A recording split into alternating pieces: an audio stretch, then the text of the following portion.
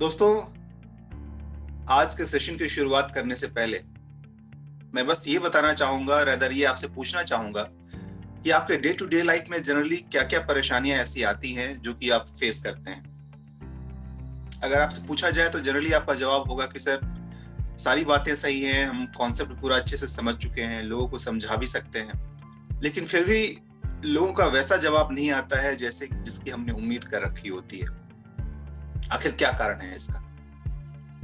कहने का मतलब ये कि जनरली ना मिलता है, मैक्सिमम ना मिलता है, हाँ कम मिलते हैं। इसका क्या कारण है? दोस्तों, सबसे पहले तो मैं एक बात आपको बता दूं कि ये कॉमन रेशियो है। ये जनरली मैक्सिमम 3:7 या 2:8, बस इसी रेशियो में जनरली आपको हाँ मिलता है। यानी कि अगर आप 10 लोगों को कांटेक्ट करते हैं तो उन 10 में से 2 से 3 लोग ही आपको हाँ बोलेंगे, बाकी लोग जनरली ना ही बोलते हैं। और ना का सबका अलग अलग कारण होता है। अब क्या कारण होता है, उस कारण को हम किस हद तक हम कम कर सकते हैं, ये कुछ हद तक हमारे हाथ में है। तो एक बात तो आप ध्यान में रख लीजिए कि आपका प्लान चाहे कितना ही बढ़िया क्यों ना हो, आपकी जो समझाने की कला है वो कितनी अच्छी क्यों ना हो, आपकी कंपनी कितनी बढ़िया क्यों ना हो, आपके प्रोडक्ट्स कितने बढ़िया क्यों ना हो, बट फिर भी कुछ लोग तो ऐसे जरूर होते हैं जो लोग ना बोलेंगे। तो एक चीज तो क्लियर है कि आपको 100% रिजल्ट कन्वर्जन के बारे में नहीं सोचना है और सोच करके उसके लिए अपने दिमाग को स्ट्रेस आउट नहीं करना है। ये कॉमन टेंडेंसी होती है कि 100% रिजल्ट जनरली नहीं आ पाता है। हाँ, आप जितना उसके क्लोज जा सके ये बेहतर है। तो आज हम बात करने वाले हैं उसके बारे में जिसमें कि अगर कोई भी इंसान अगर ना कहता है तो उसके ना के पीछे के क्या कारण होते हैं, जनरली वो क्यों ना कह रहा होता है। दोस्तों, आप सबको एक्सपीरियंस, आप सब लोग जाते हैं मीटिंग में, आप पर्सनली मीटिंग लेते हैं, लोगों से मिलते हैं, और आपने फेस किया होगा कि अलग अलग तरीके के लोग होते हैं और अलग अलग तरीके का उनका रिस्पॉन्स होता है। सबसे पहले शुरू करते हैं कि लोग आखिर ना कहते क्यों हैं। उसमें सबसे इंपॉर्टेंट और सबसे पहला जो पॉइंट है वो है लैक ऑफ डिजायर। आपको ऐसे लोग मिलते होंगे ना जो बोलते होंगे, क्या चाहिए जिंदगी में, रोजी रोटी चल ही रही है, 2 वक्त की रोटी मिल रही है, और क्या चाहिए, बस ठीक है, जिंदगी ऐसे ही कट जाए, क्या चाहिए। अब जो लोग ऐसे मिल जाए जिनकी जिंदगी में कुछ चाहत ही नहीं है, वो बस जितना मिल रहा है उतने में सेटिस्फाइड है, इनका आप कुछ नहीं कर सकते।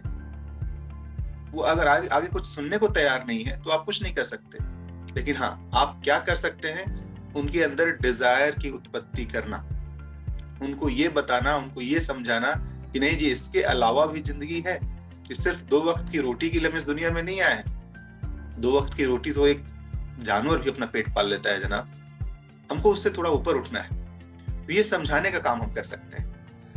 तो सबसे पहले हमें जो करना है वो सामने वाले के अंदर ये इच्छा शक्ति जगानी है, ये उसके अंदर ये मन में ये बात डालनी है कि हाँ जी, मुझे कुछ करना है लाइफ में। ये सिर्फ रोजी रोटी चलाने के लिए और 2 वक्त का पेट पालने के लिए हम यहाँ पर नहीं आए हुए हैं। हम यहाँ पर आए हुए हैं, दुनिया में जिंदगी जो मिलती है एक बार मिलती है, बोलते हैं ना, जिंदगी ना मिलेगी दोबारा। अब ये लाइफ, ये जिंदगी एक बार मिली है, तो इसको आप जितना बेहतर जी सकते हैं वो करने की कोशिश करनी है। लेकिन हाँ, ये भी सच है कि सामने वाले को कितनी बार इस बात का एहसास ही नहीं होता है। अभी भी मैं किसी से बात करता हूँ तो जनरली माइंडसेट लोगों का यही है, बस एक नौकरी मिल जाए, एंड ऑफ द मंथ कुछ सैलरी आ जाए, कुछ पैसे आ जाए, जिसके कारण से घर ठीक से चलता रहे। बस एंटरप्रेन्योरशिप वाला मूड लोगों का बन नहीं पा रहा है।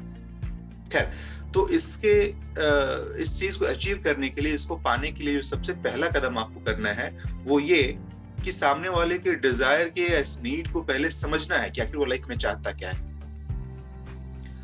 अब अगर आप उनसे ये सवाल पूछते हैं कि क्या आप सक्सेसफुल होना चाहते हैं, वो बोलेंगे हाँ जी, बिल्कुल होना चाहते हैं। क्या आप खूब पैसे कमाना चाहते हैं? हाँ जी, कमाना चाहते हैं। देश विदेश घूमना चाहते हैं, अच्छी अच्छी गाड़ियों में घूमना चाहते हैं, अच्छा एक बैंक बैलेंस चाहते हैं, बड़ा बंगला चाहते हैं, ये सब कुछ चाहते हैं। तो अधिकांश लोग उसमें हाँ ही बोलेंगे, बहुत कम लोग होंगे जो बोलेंगे नहीं, नहीं बोलेंगे। लेकिन क्या नहीं चाहते हैं, तो उसको पाने के लिए जो जो मेहनत करनी होती है, जिन जिन चैलेंजेस को फेस करना होता है, वो नहीं करना चाहते हैं। तो जब वही नहीं करना चाहेंगे तो ये सब कहाँ से मिले? नहीं मिलेगा ना। तो अब देखिए, सवाल हमें क्या पूछना है सामने वाले से जिसके कारण से वो आपको समझ पाए। कितनी बार डायरेक्ट क्वेश्चन से काम नहीं बनता है। अगर आप ऐसे बोलेंगे कि आप सक्सेसफुल होना चाहते हैं, तो कितनी बार उल्टा जवाब भी मिल जाएगा आपको, क्यों, क्या तुम नहीं होना चाहते हो क्या? और इस तरीके के उल्टे भी आंसर आपको सुनने को मिल सकते हैं। तो चलिए कुछ सवाल इस तरीके से पूछें जिसके कारण से आपको जो आंसर चाहिए वो मिल भी जाए और सामने वाला ऑफेंडेड भी ना हो। जैसे चलिए हम अपनी कंपनी के एग्जांपल्स के साथ चलते हैं। हम लोग क्या किस चीज में डील करते हैं? सर्विसेज में डील करते हैं। तो आप उनको ऐसा पूछ सकते हैं कि आप क्या किसी ऐसे इंसान को जानते हैं जो कि मोबाइल फोन यूज करता है और उसको रिचार्ज करता हो? क्या आप ऐसे किसी को जानते हैं जिसके घर में कोई गाड़ी हो, बाइक हो या फिर कार हो या कोई गाड़ी हो, जो उसका इंश्योरेंस कराता हो? क्या आप ऐसे किसी को जानते हैं जो कि अपना डीटीएच रिचार्ज करता हो? ऑफ कोर्स यस, आंसर आएगा हाँ जी बिल्कुल जानते हैं। बिल्कुल सही।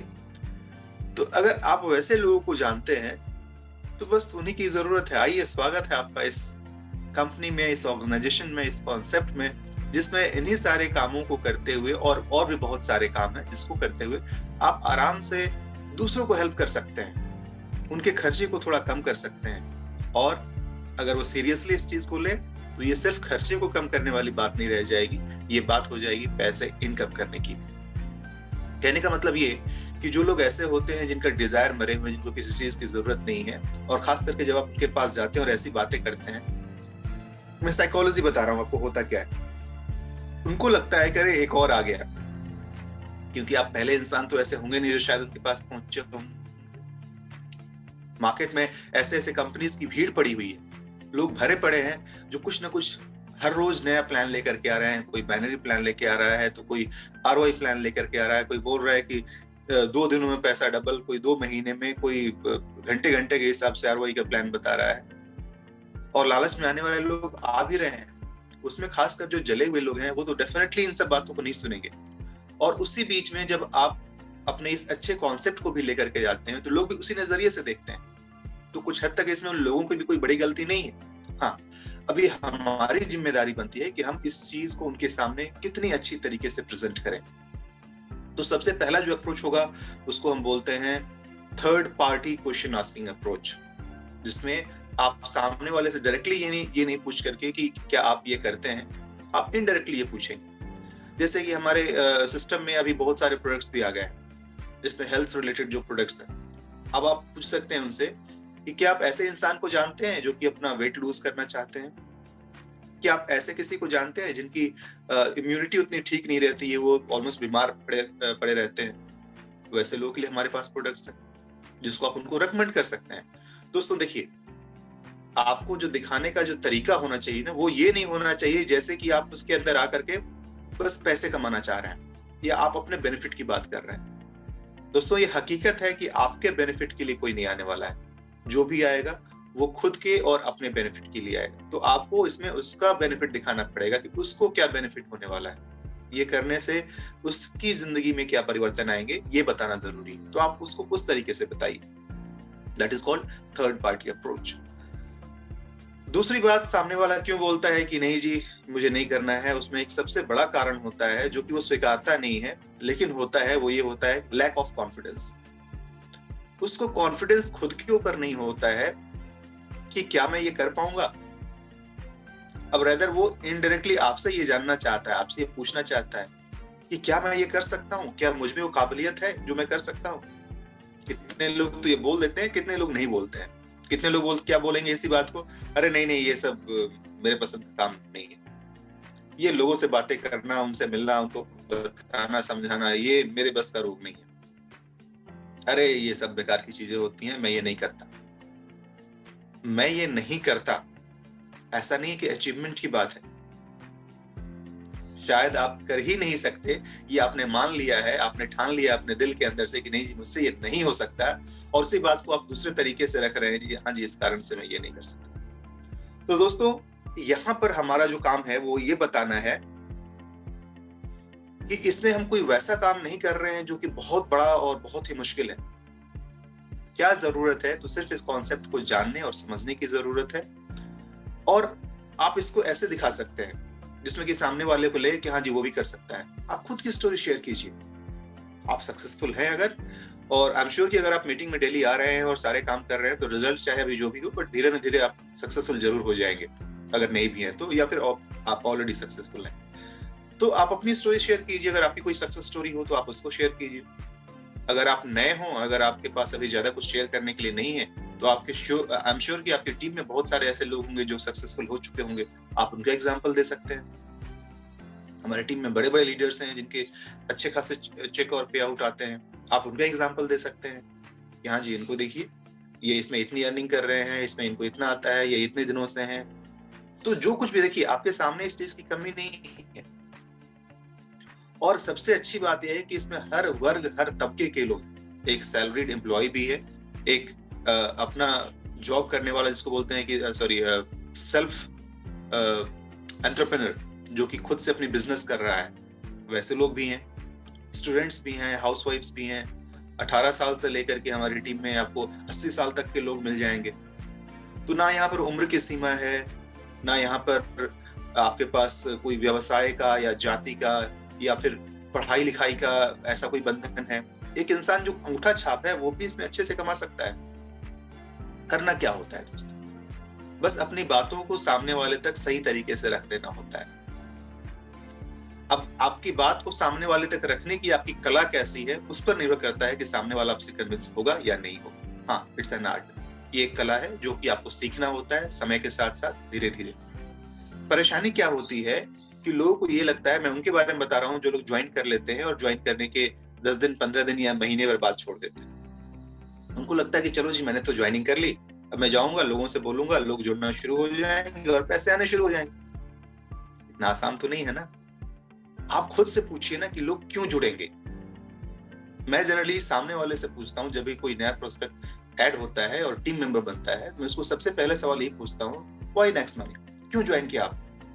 और जो भी आंसर देना, प्लीज दिल से आंसर देना। तो जो भी उसका आंसर आता है, उसके आंसर को मैं सुनता हूँ और उसके बाद से फिर मैं उसके हिसाब से उसको आगे रीट्यून करता हूँ और आगे के लिए तैयार करता हूँ। ये तरीका आप भी आजमा सकते हैं। तो जो सबसे पहली बात है कि उनके अंदर कॉन्फिडेंस नहीं है, वो कॉन्फिडेंस लाने का काम आप कर सकते हैं। उनको ये बता सकते हैं कि ऐसा नहीं है कि जो आप नहीं कर सकते, आपको लग रहा है कि आप नहीं कर सकते, आप शुरू तो करके देखिए। आप एक बार निकलिए तो सही, कारवां अपने आप धीरे धीरे बनता चला जाएगा। तो कहने का मतलब ये कि पहले आपको लोगों तक पहुंचना पड़ेगा। लोगों तक पहुंचना ही, हमें फिजिकल पहुंचने की बात नहीं कह रहा हूँ, उनके दिमाग तक पहुंचना पड़ेगा। उनको ये बताना पड़ेगा, समझाना पड़ेगा कि yes you can do this, why can't. दुनिया में इतने सारे लोग कर चुके हैं, कर रहे हैं, आपके सामने एग्जांपल्स हैं।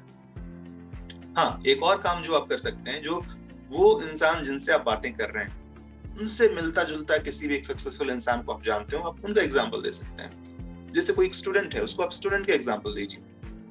कोई वर्किंग एम्प्लॉय है, कोई गवर्नमेंट एम्प्लॉय है जो कि जॉब करते हुए इसको कर रहा है और सक्सेसफुल है, आप उसका एग्जांपल दे सकते हैं। जनरली गवर्नमेंट एम्प्लॉय लोग हिचकते हैं, बोलते हैं नहीं जी नहीं, ये सब काम मुझे नहीं करना है, ये सब चीजें बेकार होती हैं, या फिर मैं अपना डॉक्यूमेंट शेयर नहीं कर सकता, मैं कुछ और नहीं कर सकता। बहुत सारे उपाय हैं इसको करने के, आप उनको वो तरीका बता सकते हैं, लोग एग्जाम्पल्स दे सकते हैं। बहुत सारे ऐसे लोग हैं जो कि काम करते हुए भी, दूसरे जॉब में रहते हुए भी इसको बखूबी कर रहे हैं और बहुत अच्छा कर रहे हैं। सबसे बड़े एग्जाम्पल हमारे खुद के जो महागुरु रोहिला सर हैं, वो सबसे बड़े एग्जाम्पल हैं, जो एक जॉब करते हुए भी इसको बहुत बखूबी निभा रहे हैं और टॉप पोजीशन पे पहुंच चुके हैं। तो सामने वाला जब अपने आप को रिलेट कर पाता है, जब उसको ये लगता है कि नहीं, जब मेरे जैसे बहुत सारे लोग कर चुके हैं तो शायद मैं भी कर लूंगा, तब उसके अंदर कॉन्फिडेंस आना शुरू होता है।